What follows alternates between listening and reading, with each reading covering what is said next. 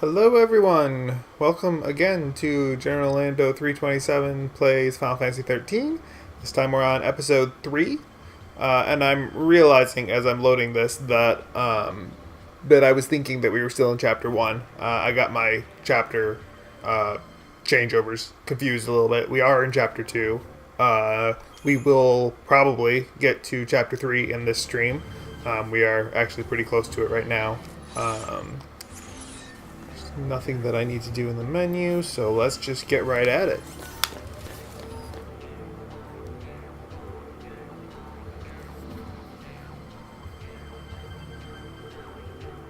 Someone stumbles into the wrong place at the wrong time.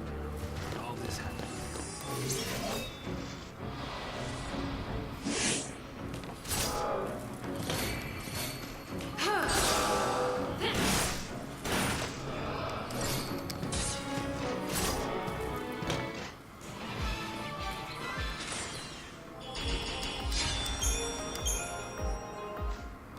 So last time when we were finishing up the stream, we were talking about certain elements of the story that we have so far.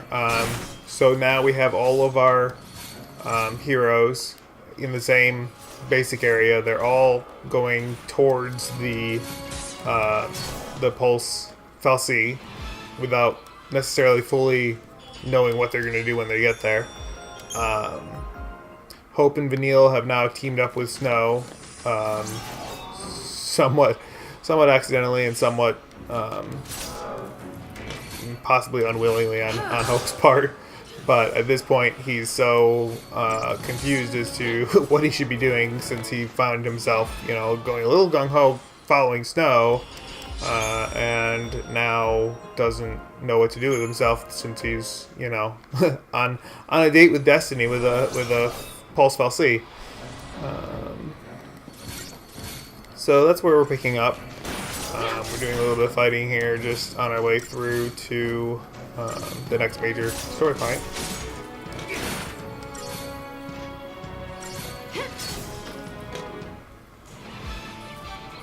One thing I like about this storyline is that while they do give you a lot of what's really going on here, we don't really have a clue, they also jump into the story very, very quickly. I mean, the very beginning, you're thrust into this scene where Lightning is basically derailing a train full of what looks like people being herded off somewhere. And simultaneously, there's I don't know, is it a civil war? Is it something where civilians are fighting against soldiers for unspecified reasons, and then the fact that it has something to do with something called the Purge, which never sounds good. Kind of have to watch what I'm doing in this battle a little bit. These guys can, like that fire attack that was just done, when they both do it at the same time, it's a little hazardous to people's health. Thankfully, they're each targeting separate people right now. Otherwise, that gets a little bad.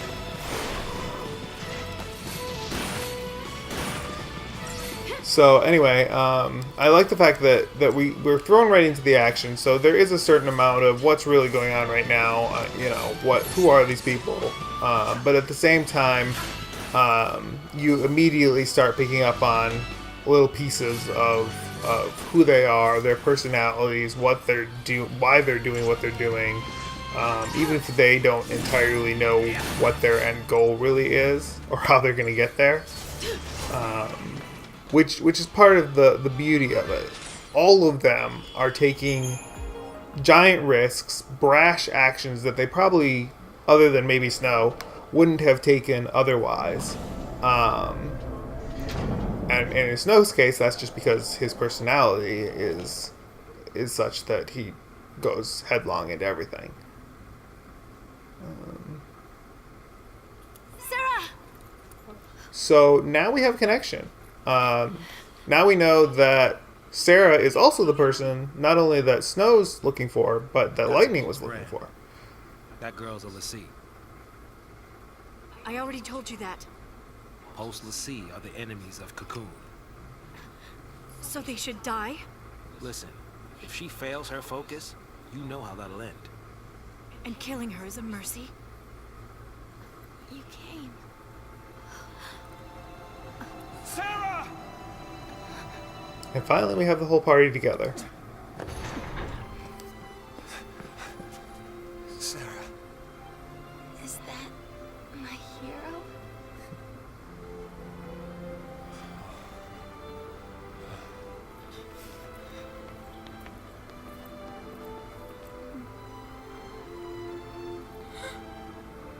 Of course, any of you that have played this game know that it's really not the whole party, but I'm not your sister. You couldn't protect her. It's your fault she can save us. Sarah?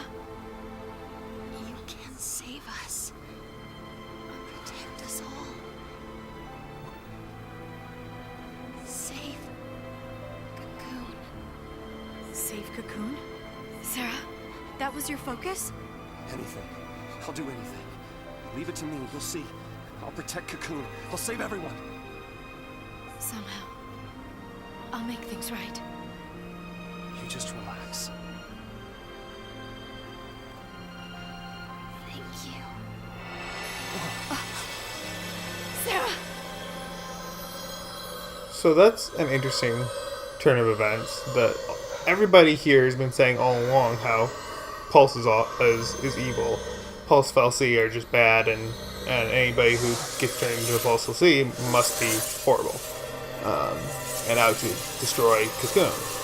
So now Sarah, who they've been trying to find this entire time, for one reason or another, she tells them to save Cocoon, and then turns to Crystal, which Saz already mentioned as being proof of the completion of their focus. So we're left to question, Is she turning to Crystal? why would a Pulse Fal'Cie create a l'Cie whose goal was to save Cocoon? Just like the story said. Sarah, sweet dreams. Sweet dreams? She's not sleeping! Sarah's... She's... She's alive. No. The legend. Remember the legend. l'Cie who fulfilled their focus turned to Crystal and gained eternal life. It's the same with Sarah. Eternal life. She's not dead! Sarah's my bride-to-be. I promise to be hers forever. I don't care how many years I have to wait. It's over! Open your eyes and face reality! I love this interaction, and it goes back to the idea that even though now we know Lightning and Snow were both here for the same purpose, they're both seeking the same thing, which is some way of saving Sarah. It goes back to the concept that Lightning was always here to target the Fal'Cie, whereas Snow was coming to reverse whatever was done to Sarah. What is your status? And neither of them thought about how they're going to get there. It's just a matter of they got to get there. So then that interaction there where Lightning finally just hauls off and punches Snow, like, you see the difference in style between the two characters. That Snow is always the optimist. Snow is always the one saying, there's hope. There's hope. There's hope. We're going to figure something out. I'll get there, then I'll deal with the next thing. Whereas Lightning is more of the consequences of an action girl. While she's definitely going gung-ho and you know, her goal is not so much, even in the beginning, not so much to save Sarah, but she's already thinking of avenging Sarah. Which is why neither of them can accept what just happened to Sarah. She was turned to Crystal. What does that mean? Like, is she alive? Is she dead? All they care about is getting everything We don't know yet. off Cocoon. Dead or alive, it's all the same. We can't stay here. They'll kill us. And Hope's just panicking because that's what he does the entire beginning of this game. And rightfully so. Ignore for a moment the fact that he's young, but wouldn't the majority of us, when we raced off on a moment's notice in despair after, like, our life crumbling? Day with the Foul Sea.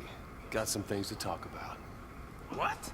You're gonna ask to Eve to help her? to find out, My kid? you know, That thing wants to chew us try to up. piece together your life, and then find yourself in the worst possible situation in your mind. Like, things are just getting from bad to Lightning? horrible. Here we go. And now they all have to kind of make a decision. We can't go backwards. But how do we handle going forwards at this point? Knowing that, like, an entire army is trying to destroy where we are. And now we have our team. We're back to controlling lightning. And if you go into the menu like this, you can see that your battle squad is going to be your 3 toughest characters. Lightning, Snow, Saz. For the moment. So here we go, fighting forward.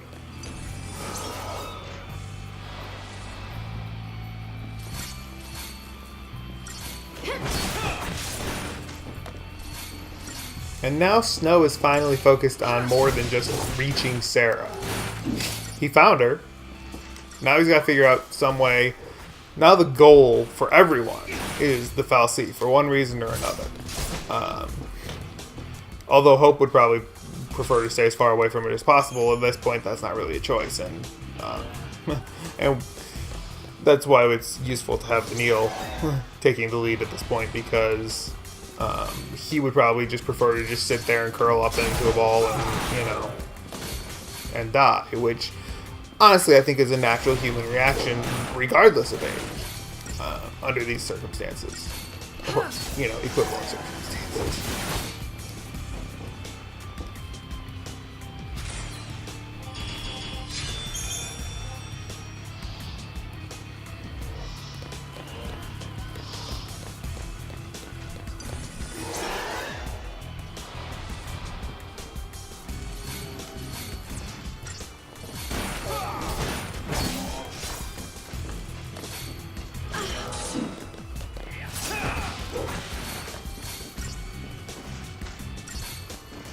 One thing I'm glad that they did not bring from previous installments of this series is the concept that flying enemies have to be attacked by something long range. I mean, it's not practical to do it at this point because you don't have anything long range for some of your party members. Actually, the only party member that doesn't have something long range is Snow. Lightning has the gun attached to her gun blade, so I mean, theoretically, if they had just done the party differently, you could have actually done that. There are battles later where it kind of comes into effect, but by then you've got other options. Alright, so definitely gonna, you know what, I'm gonna start saving this in a new file, just in case something goes wrong in edit, and I have to do it over again. Alright, so we are about to enter a major cutscene, and I'm going to just be quiet and let you all watch them, and we'll discuss it after the events that follow.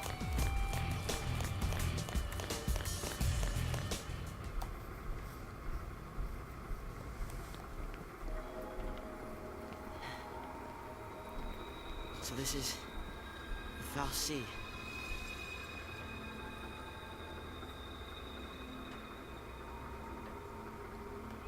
Doesn't really look imposing, does it? Sarah's a crystal now.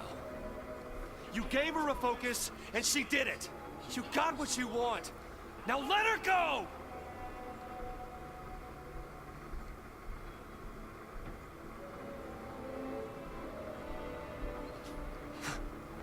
Anybody who watched pre-release trailers for this Turn is her back. probably familiar with this part of the scene. I'll be your Lassie instead! Fine. You go on begging. Like this thing gives a damn what we want! Ah!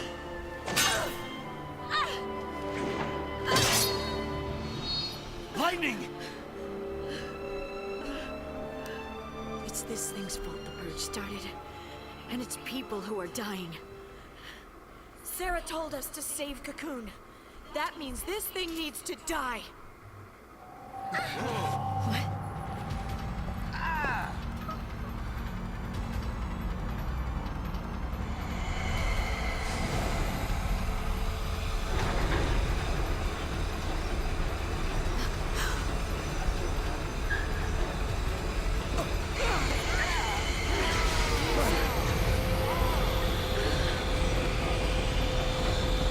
Well, okay, this looks more like it.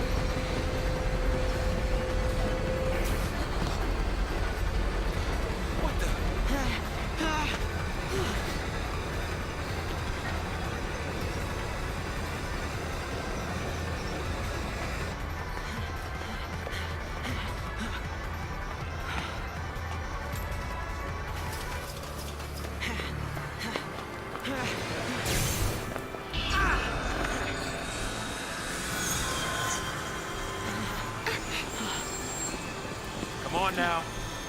You really think you can kill a Fal'Cie? I'm doing this for Sarah.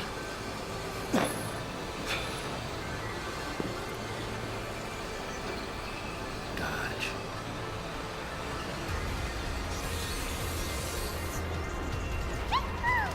I'm in. As long as you don't mind an amateur. I got these things. Might as well use them. Thanks.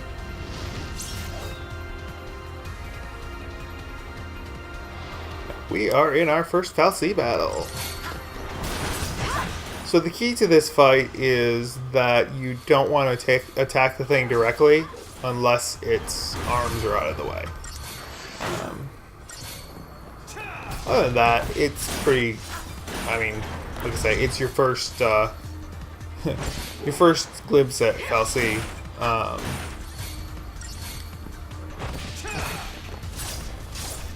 So it's designed, and like I say, you basically still have no options other than just keep attacking. So that's all there is to it. So part of the thing that you have to be careful of is I should have been paying more attention to where we were in the regeneration process of the arms, because the center piece, the actual Fal'Cie itself, has no attacks on its own.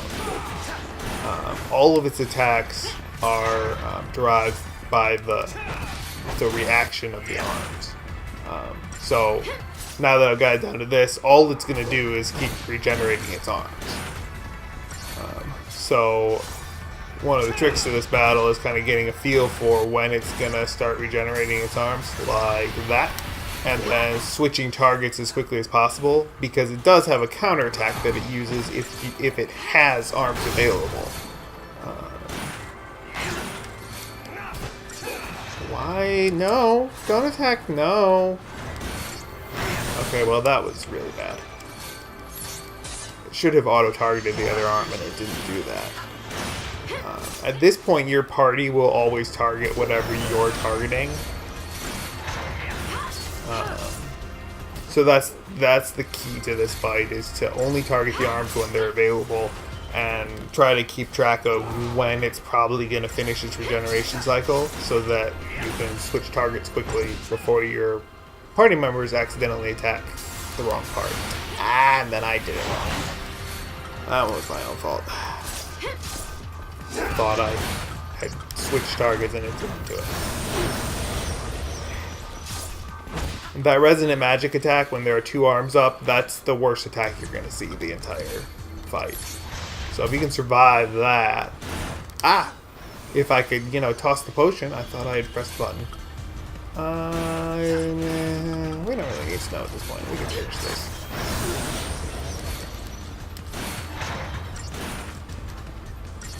Between Sass and I, we can still get this done before it regenerates. Which is a good time to mention the you guys have probably already seen the, you're gonna right now. I only got 4 stars in that battle, mostly because I was talking and not trying all that hard. for boss battles and stuff, it doesn't matter. I'm gonna stop talking until this cutscene's over again.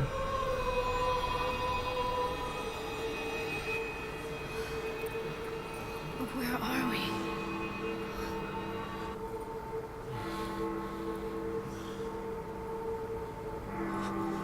What's going on?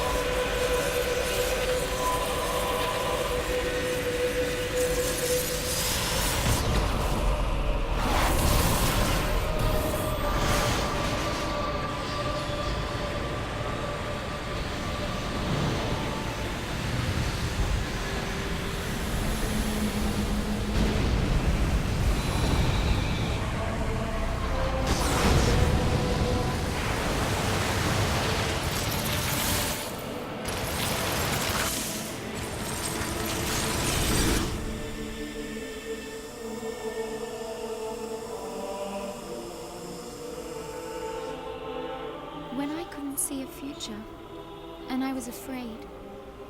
When the future was clear, and it hurt to see. I'd just close my eyes, and lose myself in happier days.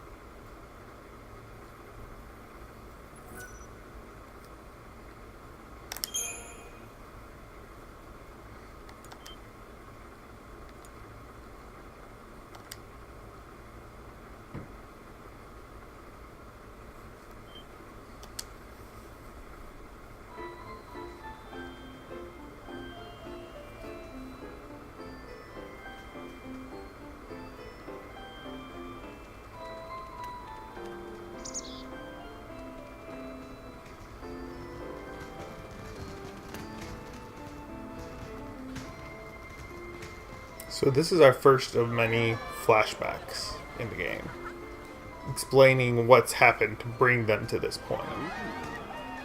Great spot to watch from. The whole gang's here tonight. How'd that happen? Don't know. Destiny? More like dumb luck. Let's go find him. Excuse me. See you around. You know. No, but I want to. You just missed her. She said she'd be at the usual place. Thanks. Sorry about that. Now, who'd you say you were looking for?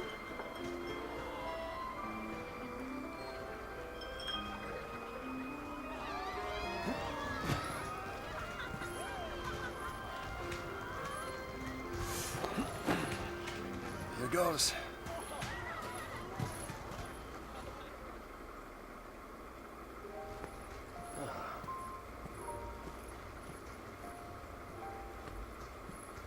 Making a wish? Maybe I was. I was hoping that tomorrow I can tell my sister.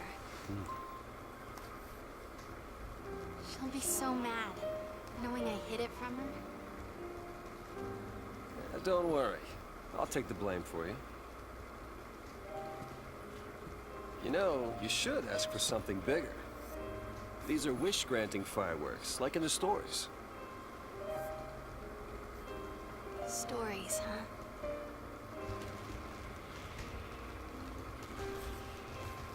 The sea who fulfill their focus, they become crystal and gain eternal life. Would help if they gave you some clue about what you're supposed to do. We'll figure this thing out. You will never be one of those monsters. So what will I be? A crystal?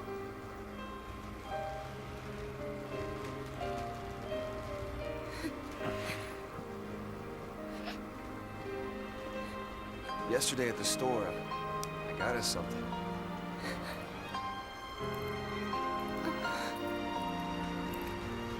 I don't know much about jewelry, but I hope you like it.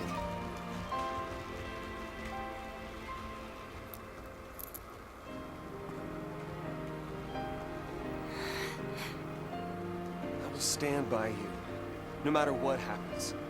I'm yours forever. Sarah. My one, my only. Will you marry me? Yes. She said yes!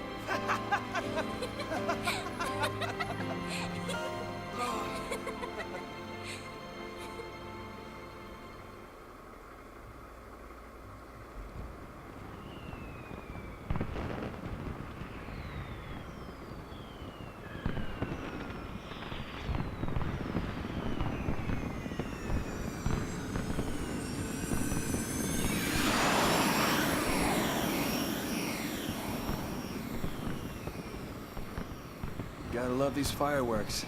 They granted my wish. Your wish? Before I asked you to marry me, I wished that you would say yes. Then maybe they'll grant mine, too. What's that?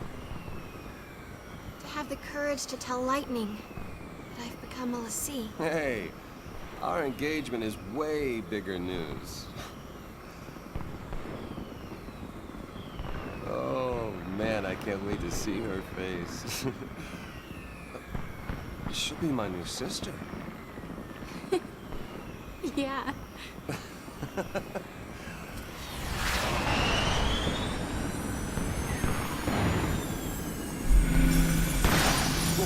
Here goes Snow, being reckless again. Let's just run into a field of fireworks.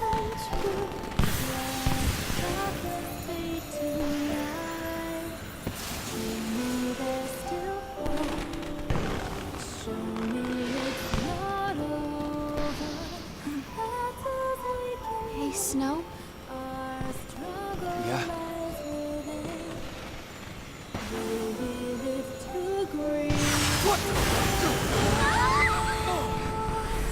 And it's game over. Oh wait.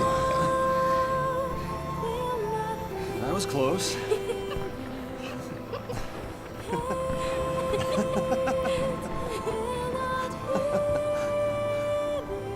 Gorgeous. Our own private heaven. All we need. Just you and me.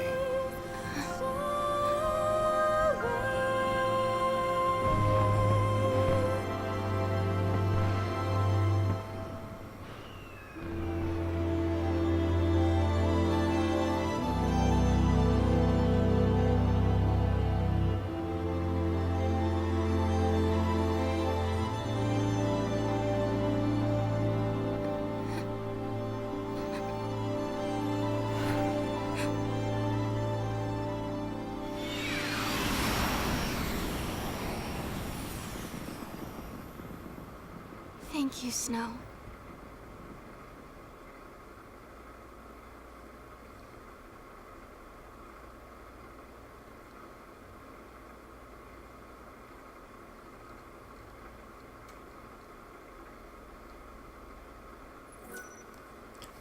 So that cutscene, or those two cutscenes about that night, are going to be the first of many that detail our party's accounts of that night, because that's kind of the night that everything falls into place for the backstory.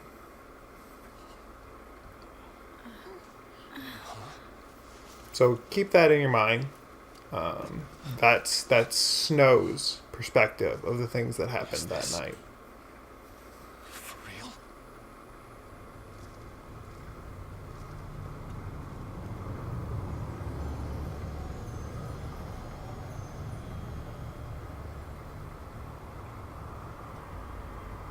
So we are officially in chapter 3 now.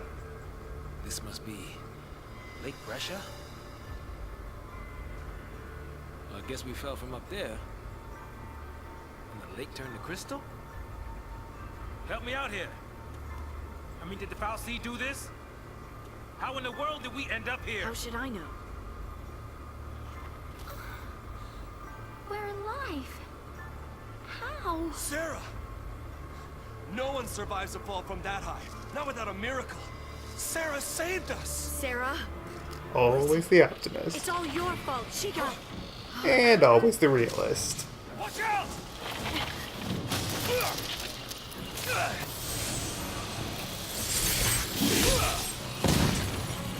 Well, that's new. What did I just do?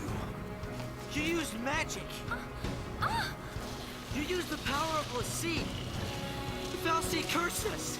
We're Lassie now.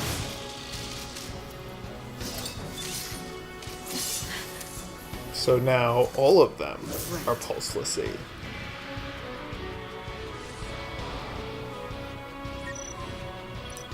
And we have the true battle system now.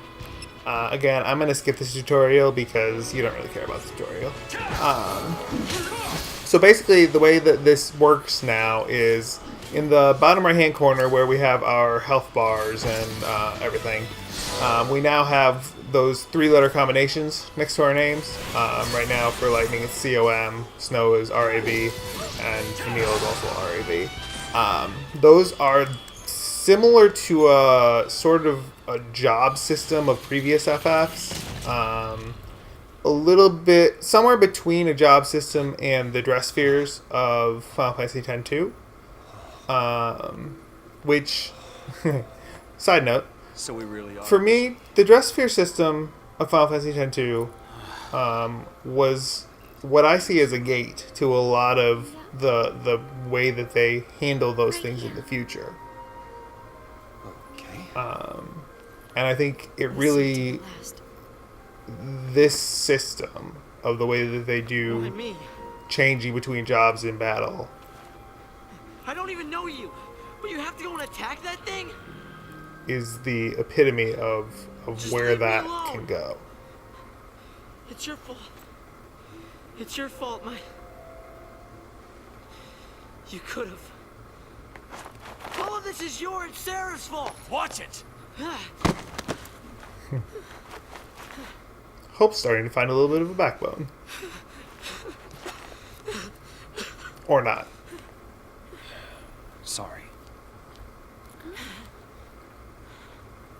Everything is gonna be all right. You'll see. Come on. Off we go. I mean, of all of them, Neil's the only one that's not going crazy over this. See, huh? Yep. No. But the way that that this battle system works is you have different roles. So now when we go to the menu, we have a new menu option. Well, 2 actually, if you count the abilities. 1. So paradigms are what they call the combinations of your battle team abilities. So right now we have a couple in here. I'm going to add a few more. So, but just to explain real quick, Commando is basically what everybody's been in the entire time. Would be considered Commando. All it is they're straight up attackers. And that damage output is what they excel at. Ravagers are a similar type of thing, but with magic.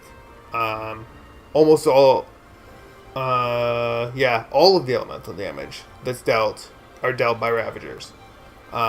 Their job is to boost the chain gauge as rapidly as possible. I mentioned this a little bit in the last episode, when we were talking about how Hope and Vanille are going to be our chief casters. These are the casters, the Ravagers. Sentinel that Snow has right now. Those are the tanks. They just sit there and take damage. Their job, they don't attack for the most part. Their job is to sit there and get the enemy to attack them, so that the rest of the team isn't taking damage. And then the medics, obvious, they're the healers. So right now, Relentless Assault is probably one of the paradigms that is going to be the most used the entire game. I'm going to switch who does what. So as you can see, not everybody has every ability yet. So Lightning starts out as a Commando and a Ravager. Snow starts out with Commando, Ravager, and Sentinel. And Vanille starts out as Ravager and Medic. And the medics in this game are just cure magic based. So she's a straight caster. And the other two both have a mix of physical and elemental magic attacks. The Commando does end up getting a magic attack, Ruin, and the larger range version, the area of effect version, Ruinga. Change this one.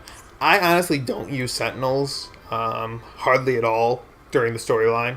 Don't use them hardly at all. That's really bad English. I very rarely use Sentinels during the storyline.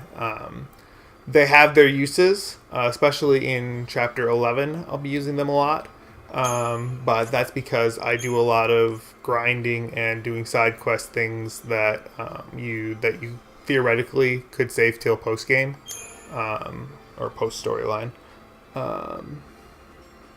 Let's see, what else do we need? Let's do this one, and then I'm just going to move this so that I have them in the order that I prefer. That's not right. If I could press the right buttons, that's the paradigm I'm looking for. Diversity is one of my most commonly used healing paradigms. You have one straight up attacker that's just there for keeping the chain gauge going, and then my Ravager that's going to be constantly pushing the chain gauge higher, trying to get to that stagger point.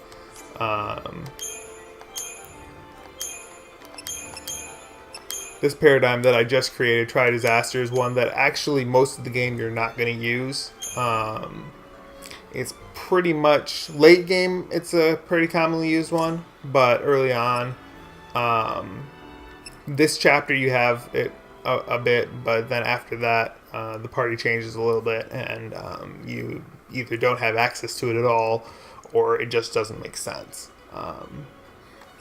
And then Aggression is similar to Relentless Assault, where it's primarily damage based, but in this case, the way that the AI is set up, if you have two commandos in your party, I think it'll tell you this. You know what? It actually doesn't. If you have two commandos in your party, then one of them is going to physically attack one enemy, and if there's another enemy on the field, the second one will always attack a different enemy. The full commando, 3 commando version is Cerberus. And that one, if there are 3 enemies on the field, each commando will attack a different enemy. The reason that I like Aggression in particular, although obviously we can't switch Vanille to a commando, but even if we could, Aggression is useful because you have whoever the leader is in your party, the Ravager will attack the same target as your leader. So basically you've got, in this case, you would have Lightning leading the fight and choosing which target you really want to focus on, and both Lightning and Vanille will just focus on that target. Lightning using physical attacks and Vanille doing a little bit less damage with her elemental magic, but then pushing up the gauge towards that stagger point where damage is going to be optimized. Why me? So here we are in a brand new area, Lake Russia. This is basically, you can see in the cutscene that where you were, you just fell straight down from all of that bottomless pit that we saw earlier. We just fell straight down to what used to be a lake, and now it's turned to crystal because of the impact of the Fal'Cie running into it. And that's never really explained, other than the fact that fal'Cie are basically godlike entities.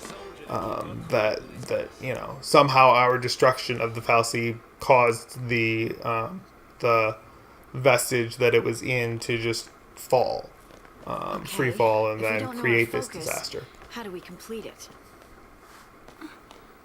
I think I saw it. Saw what? That is how a focus comes down, people. The fal'Cie, they don't spell it out with clear-cut instructions. All you get is a hazy glimpse. Well, that's what they say. Legends and all.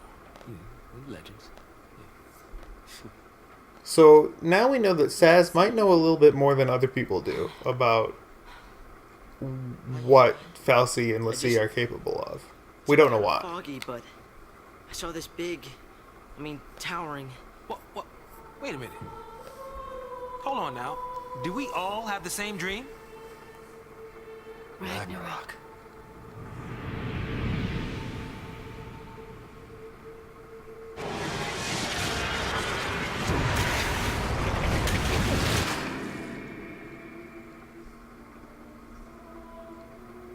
So, we all saw the same dream.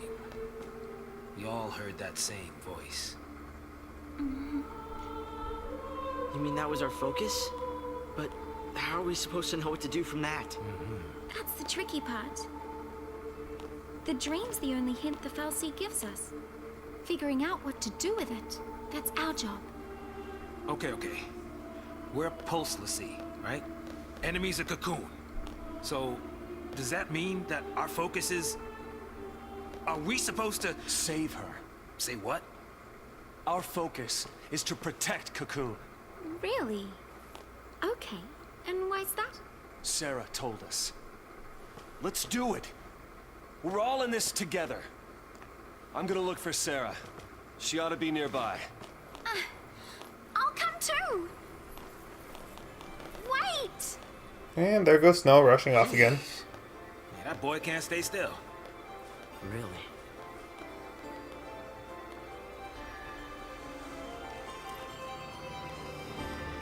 And Lightning's always the last to make a decision.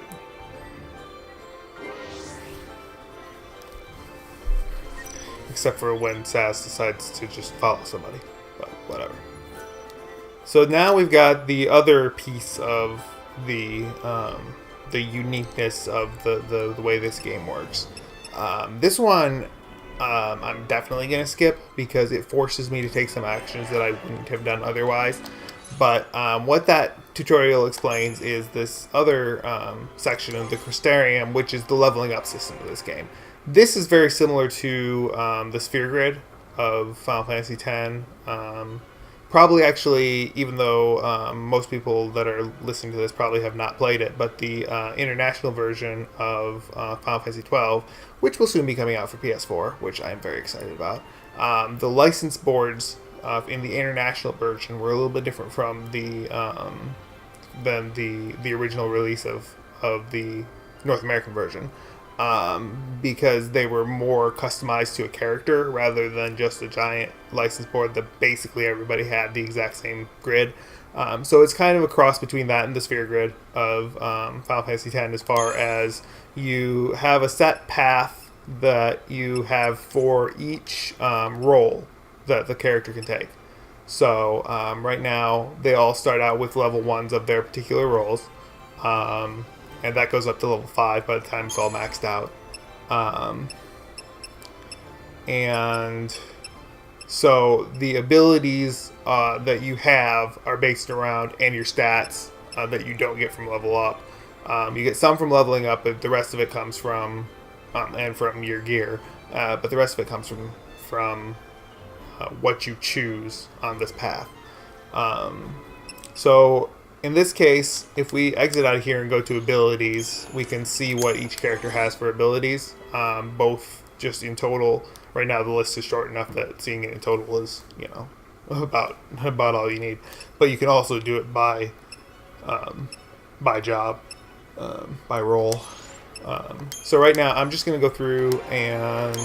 So what we have here is the abilities left for Lightning to choose from are Life Siphon, which is a support ability that when she kills a target, it automatically recharges an ATB gauge segment. So basically one action out of that set of actions. Power Chain is another useful support ability. It basically it makes the first attack stronger if the chain gauge is empty.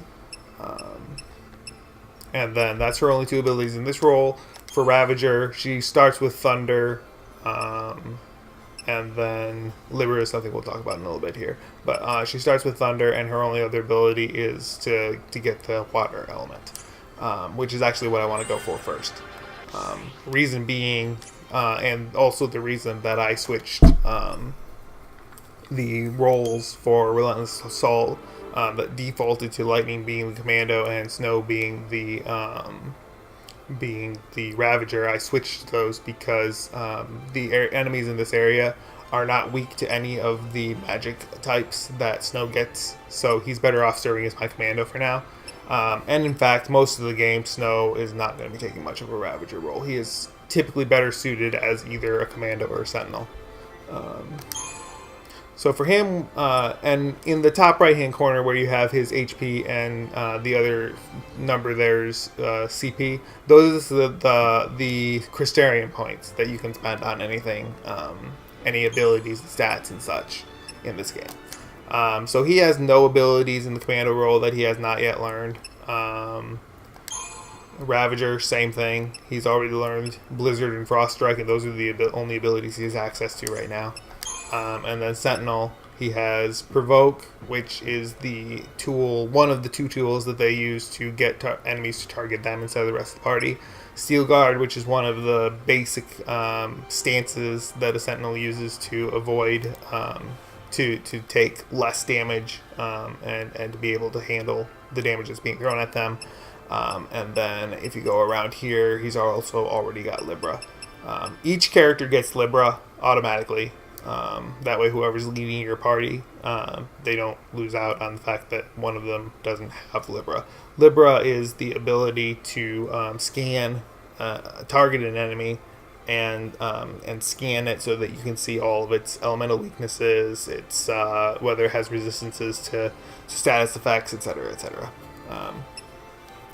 So his only other ability, in fact the only ability that we can get for him right now that's not just a stat up, is Fringe Ward, which is the other, the base support ability of a Sentinel that prevents, as long as you have a Sentinel in the party and they're the ones being attacked, any area attacks that are directed towards them do less damage to the other members of your party. So you're starting to see where Sentinels become just pure tanks. And in fact, Snow will end up being the best Sentinel in the game. There is another one, another person that we haven't been introduced to yet that will become an occasional Sentinel. And I actually use, crazy as it is, and you'll see why later, but I actually use Lightning as a Sentinel late game more than I will use anybody else.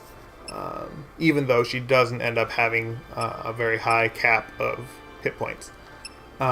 So my choices now for Vanille are Water, which is her second element. She already has Arrow.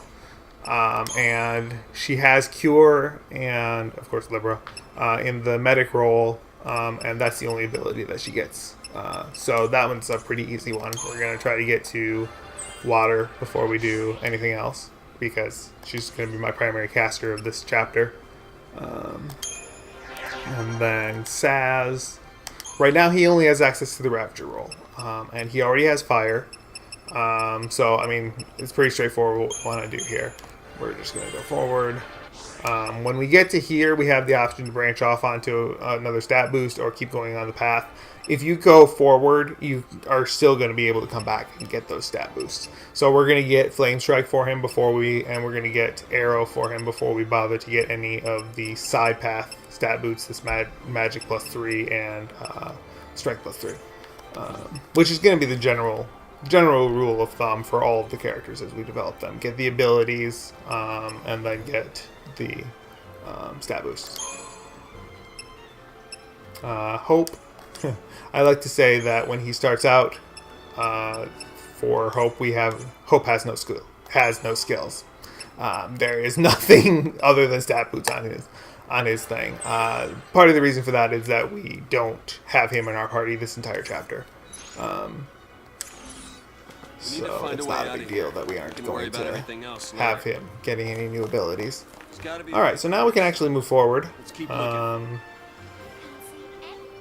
We have about 10 minutes left in this stream, so we'll get probably to the first boss, and that's about it.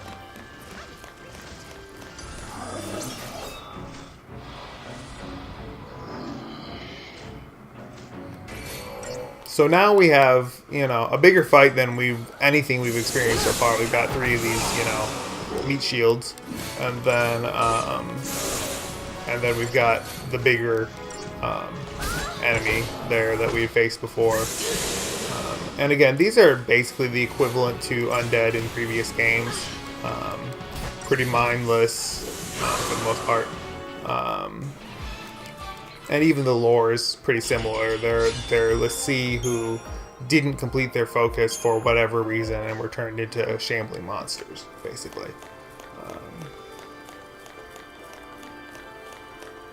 So again, this is kind of that whole...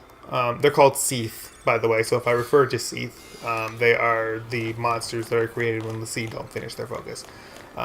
They'll explain that later, but just for simplicity. So Seath are basically the undead of this game. Save real quick since I did all of that Crystarium skill buying. Don't really want to do it again. And then we're going to go forward. There's not much interesting that happens here until we get down the road a little bit. I can't remember if this... Well, I suppose it's faster for me to just look than to try to remember. Yeah, I didn't think so. I didn't think there was anything there. So there are no new enemies here yet. We're still just fighting the holdovers from the old guard that were in the Pulse vestige.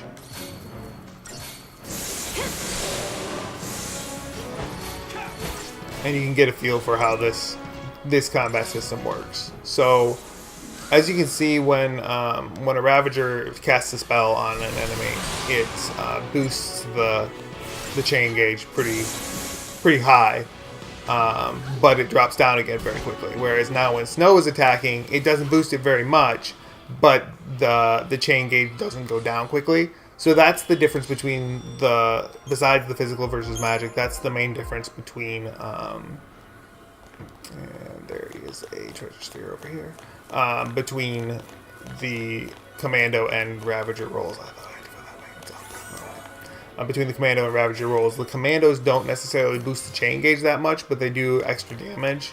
Whereas the Ravagers may not do as much direct damage other than through elemental weaknesses, but they boost the chain gauge very quickly. So that's one of the major strategies involved in this battle system, which I think is genius. I love this battle system. The only battle system that I enjoy more than this one, and it's not necessarily a battle system because the battle system was the pretty standard ATB gauge system of the past, but is Final Fantasy V. Final Fantasy V is my favorite system of an EFF. We fight it! Ragnarok! It was basically the perfection of the Final Fantasy III job system. To keep Cocoon safe! Yeah, why don't you give us one reason to believe that? One reason. Sarah. She said to protect Cocoon, and then she turned to Crystal. That's the proof right there. She completed her focus. That means ours is to save Cocoon. Sarah's fal'Cie was the same as ours. Our focus has got to be the same. We were chosen to be guardians, to defeat Ragnarok. It makes sense. What the hell it does? You're grasping at straws, son. Pulse fal'Cie are Cocoon's enemies. We just got recruited by one of them. if I were a betting man, I'd put us on the other side. So Sarah's an enemy too? Well, I don't buy it. We have the power to save Cocoon if we work together and carry out our focus. The fal'Cie took Sarah from us, and you want to help it? Whose side are you on? Freeze! So during this chapter, that's basically the general concept of what this chapter is they're starting to try to figure out what does it mean now that we're pulselessly. The birds train? Maybe. Are you talking back to me? Huh? Huh? Nice gun. Stop her! Freeze! And then lightning just goes off the cast on him.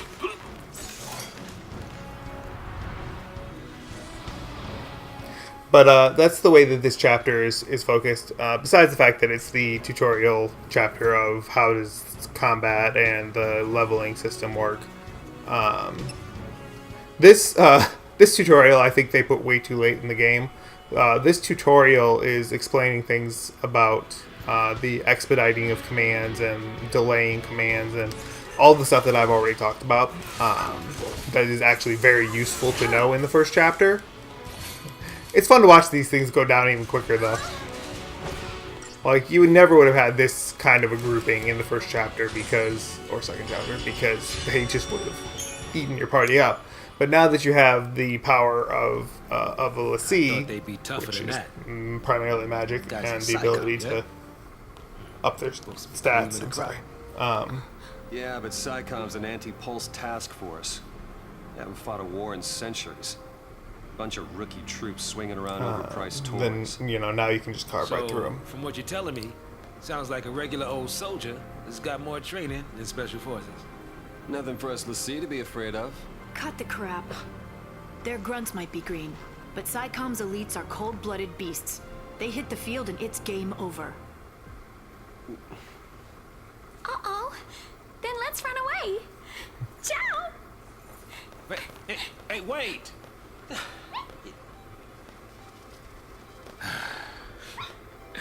What's a man to do?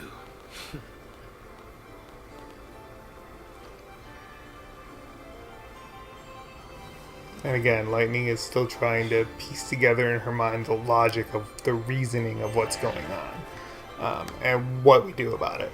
Although I forgot to do something. I picked up a new weapon for Vanille, now that she's not doing her physical attack thing. That's going to boost her magic at a great detriment to her strength, but we don't need her strength, the entire rest of the game. So then moving forward. So this chapter is basically about what do we do now? And a great building block for the conflicting styles of the way characters think, particularly between Lightning and Snow. Because they really are polar opposites at the beginning of the game of... Oh, that's not what I wanted to attack. I wanted to take those down first. Polar opposites of the way that they go about situations. Which, we've kind of already seen. Lightning had a plan the entire time and then just adapted as she went along getting to the fal'Cie. Whereas Snow was just rushing and causing as much chaos as possible. And then hopefully we'll get to where we're going.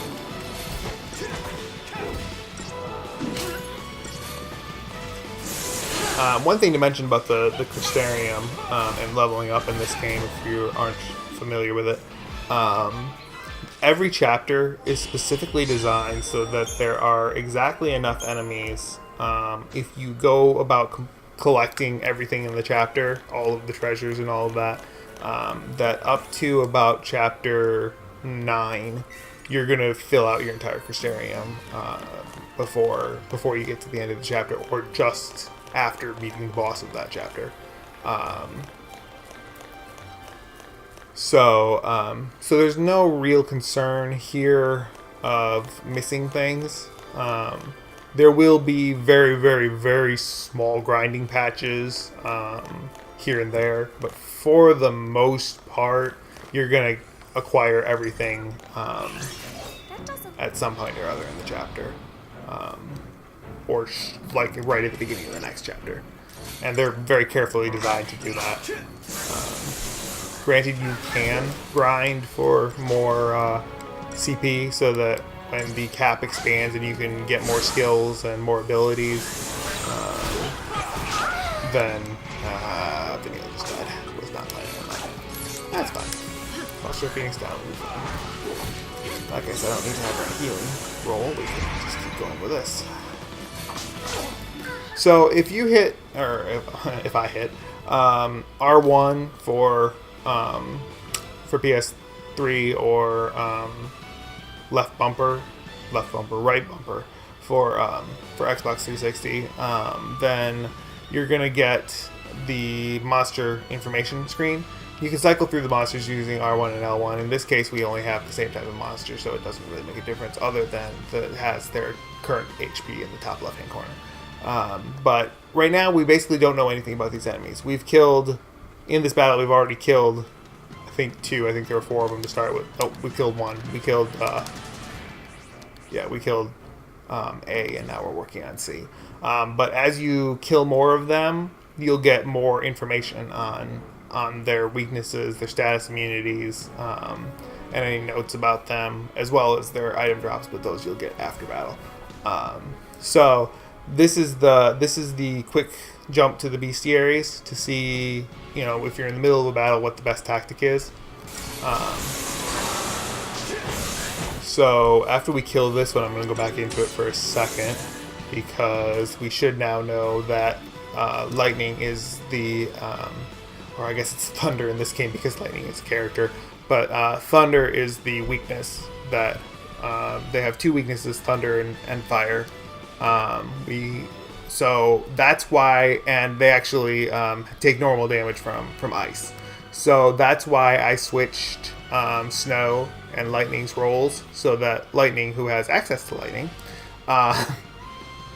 access to thunder spells, is actually doing extra damage, whereas Snow would have just been doing the regular amount of his magic stat based damage. So that's the explanation why I did that, knowing that this enemy was here. I need to jump to that base heal real quick. So as you can see, when we switch roles there, we get a little bit of a lag between the time that I tell it to do it and the time that they reach their new roles, which is part of the strategy of this game. There are little like advanced pro things that you learn if you switch. Every other time that you switch paradigms, if you stay in that paradigm for at least 2 full rounds, it will come back fully charged. Your ATB gauge will automatically be fully charged. So if you finish the second round of actions, and as soon as you do that, switch over to the next paradigm, you don't have to wait for it to reload again. But the first time that you switch paradigms in battle, it takes a little bit of extra time as they do cool animations. And, basically the cool animation is just your character getting a color screen around them. So it's not really a cool animation. It just is a strategy thing that if you really are going for 5-star ratings, which I am not, if you're going for 5-star ratings in every battle, which gets you nothing, by the way. The only thing that it does is affect item drops, and really only for the shrouds. If you get very low scores, you actually have a better chance of getting shrouds from the battle. I guess because they figure that either you have terrible strategy and will probably need them, or because things are just too hard and you're underleveled for whatever reason. In speedruns, it's actually sometimes a tactic to intentionally under attack. Even though you're trying to get through battles quickly, we're going to use a tactic that speedrunners use in a little bit here, the beginning of next chapter, beginning-ish of next chapter, to farm the Aegisols that we're going to need for the rest of the game. And that's a speedrunning tactic that they use, again, because it's faster to... Did I get the treasure sphere? No. because it's faster to have slow battles there, although when you're doing it on a speed run, you're under leveled, so it's not really intentionally slower battles, but it's better to intentionally go slower there as a farming method and to get all of the Aegisols that you need, than to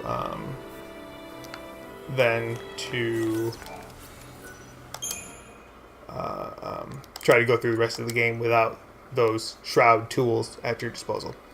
I'm going to end the stream here, or the video here.